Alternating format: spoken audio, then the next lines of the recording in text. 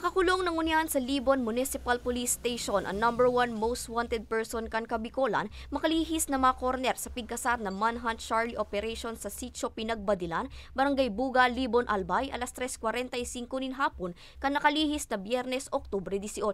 Binisto ang sospek na si alias Cardo na paramientras na nag-i-star sa Laguna asin native kan Libon, Albay na miyembro sa buot kan Concepcion Criminal Gang. Sigun sa pamayo kan Libon MPS na si Police Major Philip Nathaniel San Buenaventura, nadakop ang sospek makalihis na makaresibi sindanin impormasyon na nag-uli inisa sa indang residensya kung sa inda inaman kaini nakuwang manlaban sa otoridad. SOT. Nadakop ang sospek sa kusog kan mandamiento de aresto. Sa Laguna na talaga siya tumitira. Then, yun nga, nakipag-coordinate din tayo sa intelligence unit ng Laguna. Then, nakakuha tayong info. Then, yun nga, na minonitor natin yung kanyang galaw. Then, yun nga, nung nasabing petsa na Oktubre 18 is, doon nga natin siya nahuli dahil sa mga informasyon na nakalap natin tungkol sa kanya.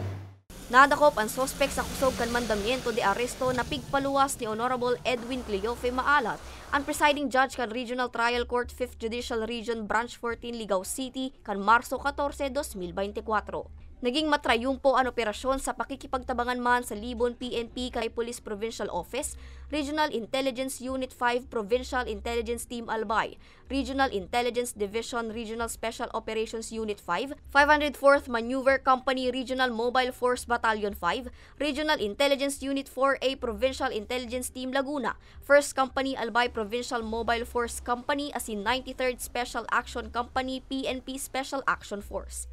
SOT. Naatubang ang sospek sa tulong kaso ng kidnapping with murder na mayong rekomendadong piyansa.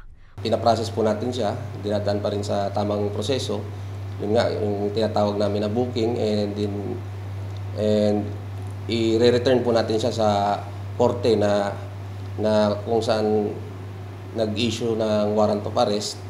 And then, most probably, baka pag lumabas na po yung commitment order is mailipat na rin po ito sa ating mga jail or sa BJMP or provincial jail. Para sa mga baretang Tatak Bicol, Angeline Dagta.